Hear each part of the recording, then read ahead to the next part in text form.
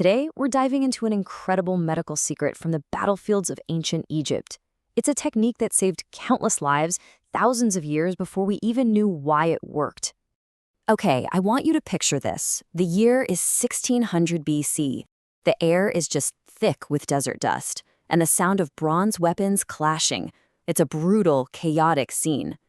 Now, you might think the most dangerous thing out here is a sharp sword or a well-aimed arrow, but you'd be wrong. The deadliest killer on this battlefield was something you couldn't even see. Yup, infection. For a soldier back then, a deep cut that we just put a bandage on today, that was often a slow, agonizing death sentence. So this brings us to a huge question, right? How in the world did ancient civilizations with no knowledge of germs even begin to fight back against this invisible enemy?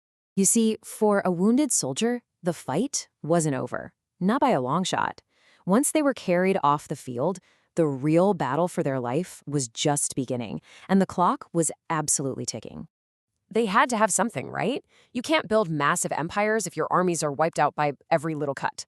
And it turns out, they did have a secret weapon. And lucky for us, they wrote it all down. And this is where our story really takes off. This document is our main piece of evidence, a direct window right into the mind of an ancient Egyptian surgeon. Okay, let's just let this number sink in. 1600 BC. We're talking over 3,500 years ago. I mean, this document is older than the Trojan War, older than the founding of Rome. It is just mind-bogglingly ancient. This incredible artifact is called the Edwin Smith Papyrus. And get this, it's not a list of magic spells or prayers to the gods. No, it is the world's oldest known surgical document, a literal medical textbook from the ancient world. And what's inside is just amazing. It details 48 specific cases of physical trauma. We're talking everything from skull fractures to spinal injuries. And for every single one, it lays out this super logical step-by-step process. You examine the patient, you figure out the problem, that's the diagnosis, and then you follow a specific treatment. This is the scientific method, in action, thousands of years ahead of its time. And buried inside all these rational instructions for setting bones and stitching up wounds, that's where we find the answer to our big mystery, the secret to fighting that invisible killer, infection. And the papyrus is crystal clear about it. It says you don't just wrap up a wound and, hope for the best. The number one most important step is to clean it, specifically to stop it from festering. They knew exactly what they were up against.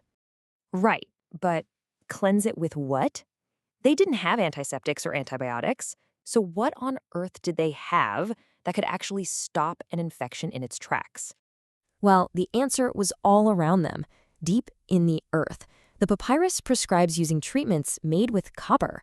Yep, the metal. They'd use compounds like malachite and apply it directly onto open wounds. So, the whole procedure was incredibly methodical. Step 1, clean the wound. Get all the dirt and debris out. Step 2, apply that copper-based medicine. And step 3, bind it all up with clean linens. It was a simple, repeatable, and as it turns out, super effective protocol. Okay, and this is where the story goes from just being cool history to something absolutely mind-blowing. Because for thousands of years, this was just a neat little historical fact, but now, modern science can tell us exactly why it worked.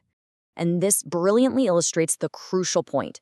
The papyrus says, use copper to stop a wound from festering. Modern science says copper is a crazy powerful antimicrobial agent.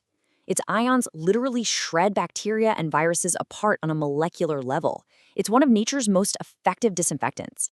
I mean, think about it. The ancient Egyptians had no idea what germs were. They couldn't see bacteria, they didn't know about viruses, but they didn't need to. They just knew what worked. They saw that the soldiers they treated with copper lived, and the ones they didn't, well, they often died. It was pure results-based science. So what's the big takeaway here? Why does this one dusty old scroll matter so much today? Because it totally flips the script on how we should think about the ancient world. This scroll teaches us that ancient medicine wasn't all just superstition and magic. Not at all. It was built on careful observation and logical thinking. It forces us to reconsider this view of the past as somehow primitive, and it shows that ancient wisdom tested over centuries can land on scientifically valid truths, even if they couldn't explain the why back then. You know, the Smith Papyrus was a secret hiding in plain sight for millennia. It really makes you wonder, doesn't it? What other ancient knowledge, maybe dismissed as simple folklore, is just waiting for modern science to finally prove it right? What other wisdom is still out there, just waiting for us to find it?